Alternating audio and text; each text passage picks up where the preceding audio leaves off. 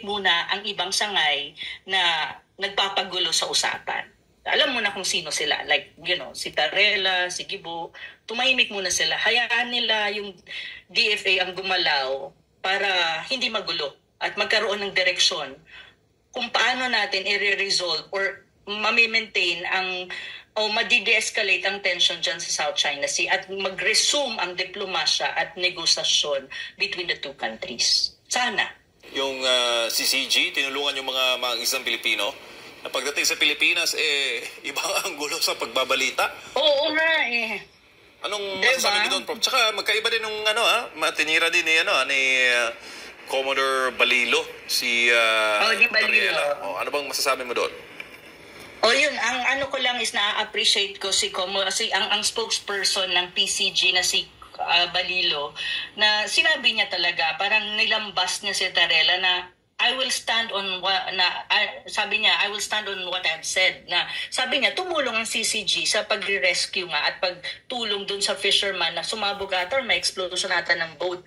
At yun nga, may aksidente na nangyari. So, tumulong ang CCG. At hindi lang yung CCG, I think. Yung Navy ng Navy forces, Navy ship ata, at saka mga ng Navy ng China. Tumulong sila. Pero ang sinasabi kasi ni Tarela, hindi naman totoo. Parang sinasalungat niya kasi si Balelo. So ngayon, Balelo was really brave enough to say, gusto kasi ni Tarela magsasabi ng kasinungalingan. Ako, I will stand on what I have said. Kasi yan ang report ng ating barko na nandun, at yan ang report ng mga fishermen, at yan ang report ko sa komandante namin, at yan ang sinubmit din kay Presidente. So, gusto lang sabihin ni Balelo, ikaw, Tarela, ano na naman ang peg mo? Tarila. Magsisinungaling ka na naman. Tarila. So, magkikreate ka na naman ng gulo, o magkikreate ka na naman ng commotion sa Pilipinas para ma-arouse na naman ang gullible Filipinos natin na magagalit na naman sa China, at magkikreate ka na naman ng call for what? Military action against China? Yun So, I'm very, very glad. I'm really proud of him. Kay Sir Balelo na alam mo yun, despite, alam mo, may consequence kasi yan lagi kapag may isang brave soul from the security forces na magsasalita ng ganon. Nangangamba lang ako kasi parang may narinig ako sa isang kaibigan natin na sinasabi na parang nanganganib naman si Sir Balelo na baka naman matagal sa posisyon niya dahil sinalungat niya si Tarela. Sabi ko, wag naman sana. Because we need people who are honest in the security forces, who are brave enough to say the truth. And what is the truth? Now, kung tatanggalin natin lahat ng mga tao niyan, wala nang pag-asa Pilipinas. Wala tayong pag-asa. Wala talaga tayong pag-asa. Kaya mismo ang presidente bangag. Sabi ng totoo, tatanggalin mo rin or gugurgurin mo. Ganyan ang style ngayon sa bangag government. Natin kanina, nag-text ata siya. Actually, hindi nga text nag-comment siya sa Facebook account ko, sa Facebook page ko nung pinost ko yun. Sabi niya, there's a reliable source na baka matanggal nga si Sir. Sabi ko, wag naman. Sobra naman yun. Wag naman. Baka, parang Admiral Carlos lang ang mangyayari sa kanya. Wag naman. Diba? We need people like him. We need people like him who can stand on the truth and who will tell the truth to the Filipino people. And I hope he will stay in office and he will stay in his position. Kasi I'm proud of him that he was able to say na lambas niya si Tarela para mag-shut up na itong tao. Kasi alam mo, yung mga tulad ni Tarela, liability yan sa gobyerno ni PBBM Dapat alam ni PBBM yon. Alam niya yan, of course. Ang intention niya para mag-de-escalate ng tension sa South China Sea Gusto niya ata i-escalate ang tension ng South China Sea Yan ang gusto ni Tarela. Kung gusto niya, muna siya pumunta doon, magpakalunod siya doon. Huwag niya tayong isali. Naiinis na kasi ako sa kanya Masyado siyang epal. Correct. Tarila at ikaw, Gibo. Naiinis na si Professor Ana sa'yo. Totoo naman Ang gusto nyo, puro kasinungalingan ang sasabihin ninyo. Kumikreate kayo ng mga gulo. Nag-escalate kayo ng gulo kung anong mga balitang kasinungalingan. Ikaw, Tarila, at ikaw, Gibo, kung gusto nyo ng gulo, wag nyo na kaming idamay. Kayo na ang maunang dalawa. Punta kayo doon sa South China Sea at harapin nyo ang China. Mga China boat. Ba't hindi kayo pag doon? Puntahan nyo si Xi Jinping, yung presidente ng China. Harapin mo, Gibo. Di ka pa ba natatamaan, Gibo? Na may nagsasabi na, si Harry Roque, mabilis lang kasi mag-utos dahil nakaupo ka sa aircon mo, sa aircon mong kwarto. Ikaw yan, Gibo. Ano talaga ang gusto nyo? Lumaki na ba yung utak ninyo? Kasi akala ninyo may mga Amerikanong tutulong sa atin? Akala nyo lang yun. Pag nagsisimula na yung gira, lalayasan na kayo ng mga Amerikano tulad ng ginagawa nila sa Ukraine.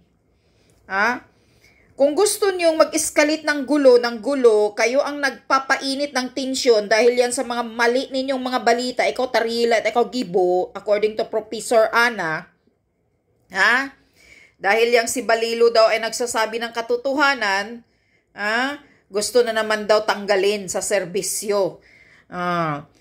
Itong administration na bangag na to, itong gobyernong bangag na ito na sindikato, sabi pa ni Maharlika, ang gusto nila, ang nakaupo, puro mga kasinungalingan, puro mga sinungaling. Yan ang gusto ni bangag. Itong si Teriela, sabi pa ni Professor Ana, gusto niyang mag-create ng tension lagi. Kung gusto mo ng gulo, Teriela, at ikaw, Gibo, sige, lumusob na kayo doon. Kayo na dalawa mag-una doon. Magpakalunod na kayo doon. Gusto nyo ng gira, pamilya mo, dalhin mo doon. Isabak mo doon sa West Philippine Sea, Teriela, at ikaw, Gibo. Huwag kayong mag-utos-utos ng mga military natin dyan, Navy, Coast Guard, at kung ano pa, sila patuloy ang nabibiktima sa utos ninyo, na puro tapang-tapangan lang. Wala naman kayong liag balls. Huwag kayong magtapang-tapangan. Dahil maraming madadamage sa atin, sa Pilipinas. Ilan lang kayong tao na nagsasalita sa tapang-tapangan ninyo na gusto nyong mag-escalate ng gulo? Ilan lang kayo? 1, 2, 3, 4? Ilan ang mamamatay kung magkagulo? Milyon-milyon. Yan ang tandaan mo, Gibo. At ikaw, Teriela. Tigilan nyo yung pag-escalate ninyo ng tensyon, paggawa-gawa ninyo ng mga kasinungalingan. Hindi kayo ang madadamage dito. Unang mamamatay ang mga mahihirap at mga ordinaryong Pilipino. Kayo, puro lang kayo salita, puro lang kayo utos. Kayo ang humarap doon, magpakalunod na kayo. Sabi pa ni Professor. Tigilan nyo yung mas maayos, mabuti pa nga, ayusin nyo ang pakikipag-ugnayan, pakikipag-usap. Huwag kayong gumawa ng kasinungalingan na nakapag-create ng gulo, nakakapag-init sa mga Pilipino. Gawin nyo yung maayos kung alin ang tama. Dahil yung mga salita ninyo, maraming madadamay. Ngayon, mag-create kayo, mag-escalate kayo ng tensyon, maraming madadamay na mga Pilipino na ang akala nila totoong mga pinagsasabi ninyo. Puro kayo ipal. Ang akala ninyo, sige, kayo ang sumabak doon. Kayo ang haharap doon sa mga Navy, sa Coast Guard, sa China. Huwag niyong utusan yung mga military natin. Yung naputulan ng daliri. Huwag ka nang sumabak doon. Huwag na kayong pumunta doon. Papuntahin niyo si Gibo at si Teriela. Silang dalawa. Kasi sila ang naggaling-galingan Papriskon-priskon. Sila ang matapang. Mga taong bayan, sa susunod, pagtatakbo yang si Gibo, huwag nyo nang yang ibuto niya na. Sip-sip yan Sip-sip yan kay Sara Duterte noon. Ngayon din nagsip-sip na siya kay Bangag. Huwag nyong ibuto yang Gibo na yan. Kung tatakbo yan sa susunod. Tandaan nyo yan. Tapang-tapangan, nakaupo ka lang sa aircon. Ikaw ang sumabak doon, Gibo. Punta ka doon. Sa dagat. Sama ka sa mga Navy, sa mga Coast Guard natin. Ikaw ang maghatid ng pagkain doon. Tingnan natin yung tapang mo. Baka pati buhok niyan sa yak balls mo matatanggal. Wala ka nang ang buhok Nakakainis kayo Hindi nyo iniisip ang milyon-milyong Pilipino na mabibiktima kapag matuloy ang gulo. Kapag matuloy ang gera. Ang iniisip nyo lang, protektahan. Syempre naman, protektahan natin yan. Kasi atin yan, isa tayo na claimant yan. Pero hindi lang tayo ang nag-claim dyan. Maraming claimant sa dagat na yan. May Malaysia, Indonesia, Singapore, Vietnam, or kung sino-sino pa. Mas malaki pa nga yung claim nila dyan. Tayo iilan lang. Tapos magtapang-tapangan kayo, Gibo. Ipapahamak nyo ang ilang milyong Pilipino dahil lang sa mga kasinungalingan ninyo na gusto nyo magtapang-tapangan doon. Ba't hindi ikaw ang sasabak doon? Ba't hindi ikaw magpunta doon, Gibo? Mauna kayo ni Tariela. Katarantaduhan yung ginagawa ninyo. Hindi nyo iniisip ang kapakanan ng mga taong bayan. Sa ginagawa ninyo, ano ngayon? Hindi na makapanghanap buhay ang mga mangingisda natin. Hindi na makapunta dyan, hindi na makapangisda ang mga mangingisda natin. Sila ang nadadamay. Sila ang nawawalang hanap buhay. Sila ang nawawalan ng makain yung mga anak nila. Hindi kayo. Sa tapang-tapangan mo, Gibo, sige, pakainin mo yung mga ilang mangingisda na hindi na makapunta dyan. Diba? Magaling kayo mag-create ng gulo. Magaling kayo magsalita ng kasinungalingan. Instead na sana gawin niyo ang maayos na pananalita. Pero kayo ang nagpapainit. Ngayon, sino ang biktima? Mga mangingisda natin. Mangingisda natin ang tinataboy ng China. Dahil sa tapang-tapangan ninyo, hindi nyo iniisip kung sino ang mabibiktima. Ang nasa utak nyo lang, pakitang tao, ipal kayo ni Tariela. Ipa lang ang nasa utak ninyo na protektahan natin ang dagat. Putang inang dagat na yan. Hindi mabubuhay ang 120 milyong Pilipino dyan. Tantanan nyo na yung pakipaggulo dyan para maiwasan natin ang gera. Galit na ang China sa atin. Kapag matuloy ang gera, Gibo, anong gagawin mo?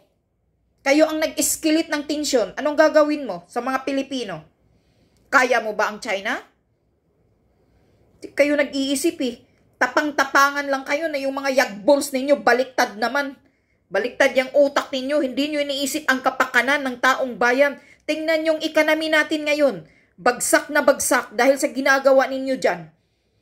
Paglaban kuno yung dagat na yan. Pero maraming na-damage sa atin na Pilipinas. Economy natin bagsak, lahat ng bilihin tumataas. Marami ng tao nawawala ng hanap buhay. Marami ng mangingisda, hindi na makakain ng mga anak. Hindi na nakapangisda. Dahil sa ginagawa ninyo dyan. Tigilan nyo yung pag-escalate ng tensyon dyan. Para maayos na hindi magagalit ang China sa atin. Puro kayo tapang-tapangan. Lumusob kayo una doon, Gibo, Tariela. Dalhin yung buong pamilya nyo, kayong lumusob doon. Magpakalunod na kayo, sabi pa ni Professor Ana. Mga ipal kayo eh. Utak nyo baliktad. Tapang-tapangan na wala sa lugar. Kala siguro ninyo, magsaside yung Amerika sa inyo? Utot nyo. Amerika. Traidor yang mga Amerika. Mga troublemaker lang yan. Mahilig lang yang magsulsul. Para maubos ang pera ng Pilipinas na ibabayad sa mga armas na gusto natin kung sakaling magkagulo. Yan ang ginagawa nila sa Ukraine. Gamitin yung utak mo, Gibo. Mga taong bayan, huwag niyong iboto yung Gibo na yan. Kitang taong tapang.